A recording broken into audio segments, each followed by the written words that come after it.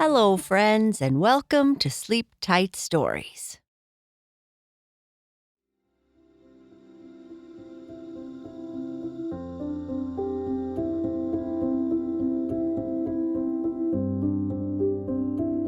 Slicko the squirrel lives in a tree with her family, and her mother and father have decided it is time for the kids to learn to jump after Mrs. Squirrel saw a man and his dog in the woods.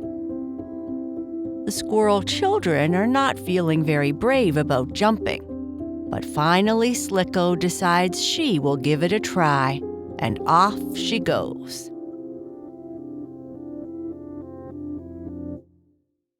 Slicko the Jumping Squirrel, Chapter 2. "That's the way to do it," cried Mrs. Squirrel as she saw Slicko sailing down through the air toward the limb on which was perched Mr. Squirrel. "Don't be afraid, you'll get down all right," called Mr. Squirrel. Slicko fluffed out her tail as wide as she could.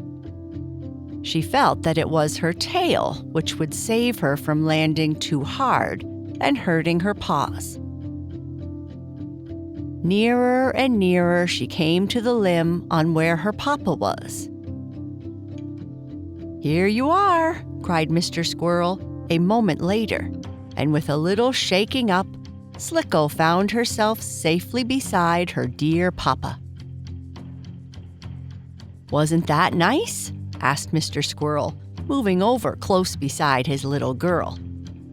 "Oh, indeed it was," said Slicko, breathing a little faster than usual, for this was her first jump, you see.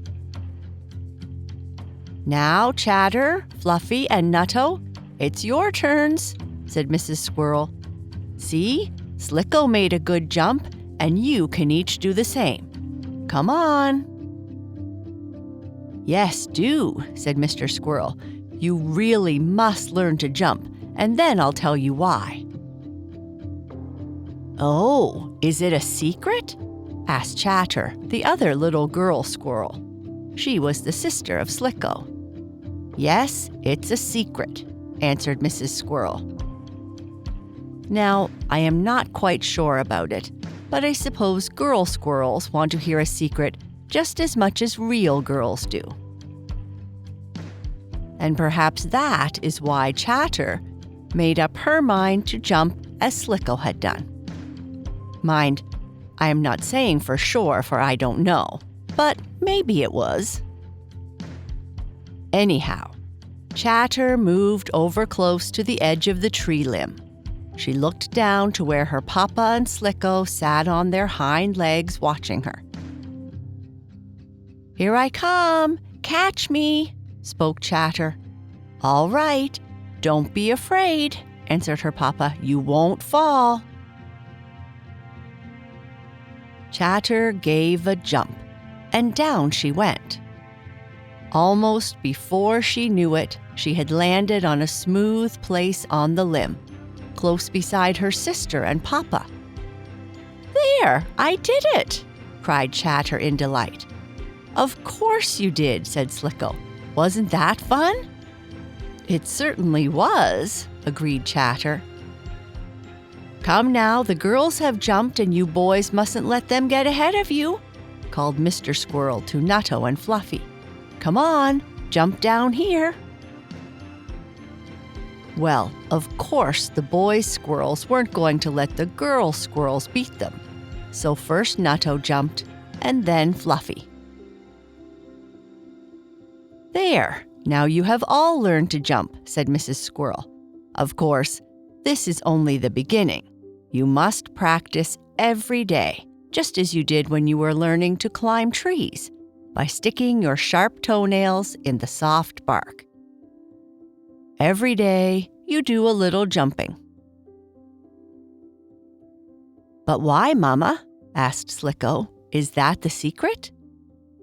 "That is the secret," answered Mr. Squirrel.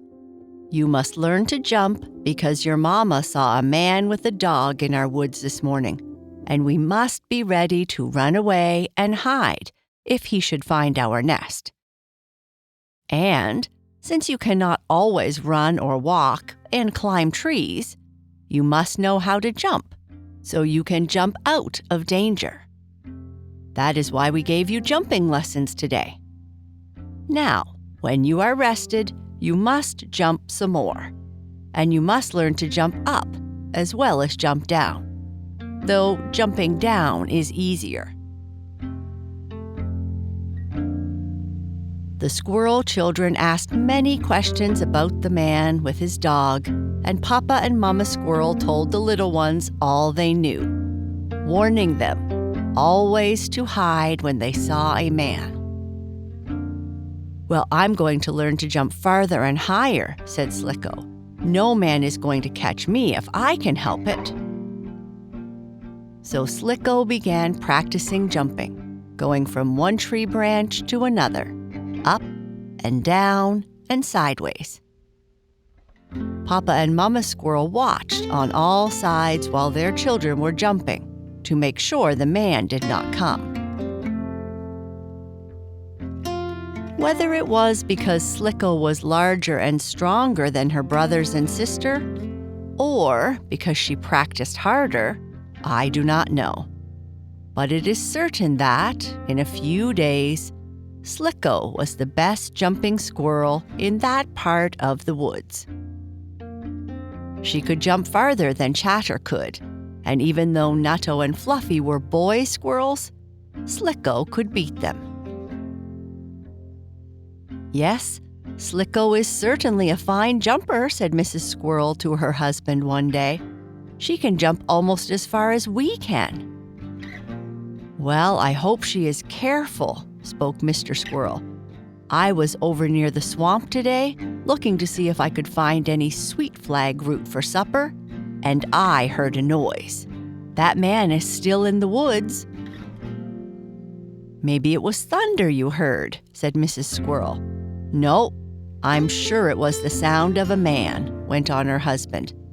"Well, I am glad the little ones can jump.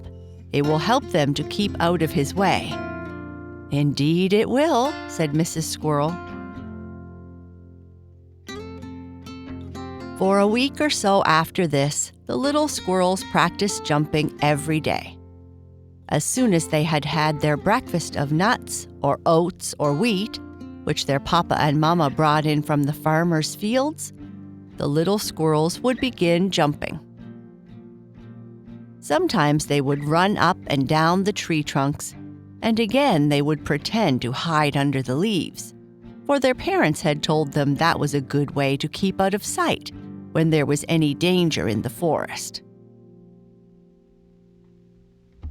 The squirrel family lived in the woods, a very nice woods indeed, with many green trees growing in it. The ground in some places was covered with brown leaves that had fallen off the trees, and in other places there was soft green moss, like the velvet carpet you might have at your house. And not far from the tree where Slicko and the other squirrels lived was a pretty brook that ran through the wood, making nice music as it trickled over the stones. The water was cool and good to drink, and often Slicko and her brothers and sister would come to the edge of the brook to bathe or get a drink. One day, after she had practiced her jumping lesson for some time, Slicko said to her sister Chatter, "Come on, let's take a walk in the woods. It is nearly time for chestnuts to be ripe, and we may find some." "Oh, I don't want to go," Chatter said. "I am tired from having jumped so much. I am going to lie down on the green moss and go to sleep." "Oh, then will you come, Nutto?" asked Slicko of her brother. "No, Fluffy and I are going to hunt hickory nuts," said the boy squirrel. "You had better come with us. Chestnuts are not ripe yet. You won't find any. But if you come with us, you'll find some hickory nuts." "Oh, I think I can find some chestnuts," spoke Slicko. And then, as neither her brothers nor her sister would come with her, The little jumping squirrel started off in the woods by herself. She ran along on the ground a little way, then she climbed up a tree, and running out on a branch of that, she leaped from the end of it to the end of another branch in a tree a little farther on. Slicko was a good jumper. In this way, she hurried on until she was quite far away from her home nest. All of a sudden, Slicko heard a noise in the bushes, as if some big animal were breaking a way through them. "My, I hope that isn't the man and his dog," exclaimed Slicko in a whisper to herself. "I had better be careful and take a look before I go on any further." So the little jumping squirrel cuddled down under some leaves on the tree branch where she was sitting and peered out.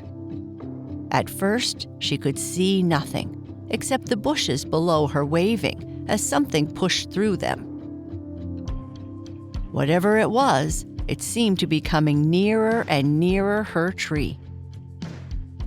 Slicko felt sure it was the man, and she was getting ready to give a big jump and hurry home to the nest when, all at once, she saw something sort of pink and white come out of the bush.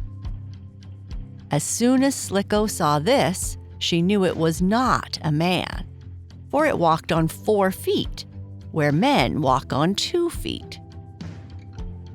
"Why, it's a little pig!" exclaimed Slicko, looking down. She knew it was a pig because, not far from the woods where she lived, there was a farm, and on the farm was a pen of pigs. Slicko had seen them once. "Yes, that's a pig. I'm not afraid of him," said the little squirrel. "Hello!" she called down to the pig, who was rooting along the ground looking for something to eat, I suppose. "Hello," called Slicko. "What's your name?" "Oh, hello. How you frightened me calling that way," answered the pig. "My name is Squinty. What's yours?" Now, if you had been listening to this talk between the two animals, the squirrel and the pig, all you would have heard would have been something like this: chatter, chat, chat, chit, chit, chit, chirp, chirp, and then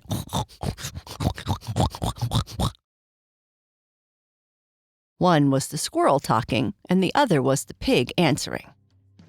Of course, it would not sound like real talk, such as you use, but it was real enough for Slicko and Squinty, and they could understand each other very well. They could also understand man talk, your talk also, as I will tell you a little later. But neither Slicko nor Squinty could speak man language. "Huh, so your name is Squinty, eh?" asked Slicko of the little pig. "Why are you called such a funny name?" "Because one of my eyes squints a little," was the answer. "See?" Squinty looked up to show Slicko, and the little pig was such a funny picture as he stood there, with one eye partly shut and the other wide open, with his head on one side and one ear turned forward and the other backward. He was so funny, I say, that Slicko could not help laughing. "Huh, what are you laughing at?" asked Squinty in his funny grunting voice, with his little flat rubbery nose wiggling sideways and also up and down. "I am laughing at you," answered Slicko. "Excuse me, but I can't help it. You are so funny and you have such a funny name."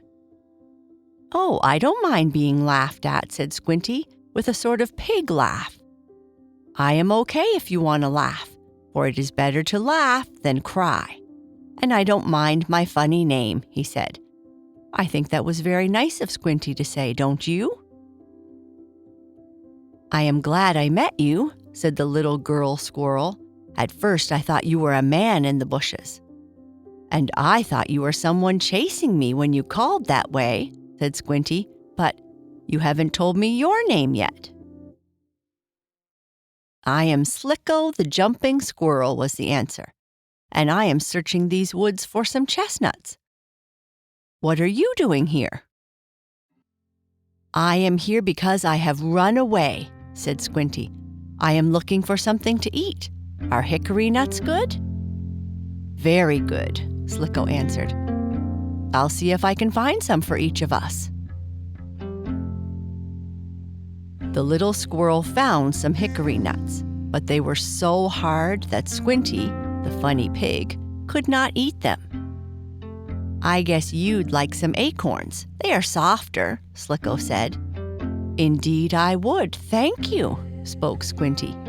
Then Slicko led the little pig to where there were some acorns, and Squinty ate them. Very glad he was to get them, too, for he was quite hungry. "Why are you called Slicko?" asked Squinty, when he did not feel quite so hungry as at first. "My mama called me that," answered the little squirrel, "because my fur is so slick and shiny." "It is a good name," said Squinty. "Don't you want to travel along with me through the woods and have adventures?" "Thank you, no, I guess not," replied Slicko. "Shh, what's that?" They both listened and heard a sound like chatter, chatter, chat, chit, chit, chirr. "What is that?" asked Squinty in a whisper. "That is my mama calling me," answered Slicko. "I must go back to the nest now. Goodbye, little pig." "Goodbye," answered Squinty, and he went on looking for adventures. After Slicko had said goodbye to Squinty, the funny pig, the little girl squirrel ran and jumped on through the woods, for her mother kept calling to her to come to the nest.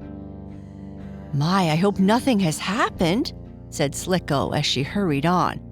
"And I didn't find any chestnuts," she said, as she looked at the few hickory nuts she was bringing home. "Fluffy and Nutto will laugh at me, but I don't care." Pretty soon Slicko reached the nest. "My, where have you been?" asked her mama. "Looking for chestnuts," answered Slicko. "Did you find any?" asked Nutto, as he and his brother came climbing up the tree just then. "No, but I found some hickory nuts and some acorns, and I gave some acorns to a cute little pig," said Slicko, explaining how she had met Squinty. "I wish we had gone with you," said Fluffy. "I'd like to have seen that pig. Come on, Nutto, let's go out and see if we can find him in the woods." "No, you must not go away," chattered Mrs. Squirrel. "I want you all to stay here. Something has happened, and we will have to go away from our nice nest." "Go away from our nest?" cried Slicko in surprise. "Yes," answered Mrs. Squirrel. "It is no longer safe to stay here. But here comes your papa. He will tell you all about it. We are in great danger, and that is why I called you all back. Now listen to what your papa has to say."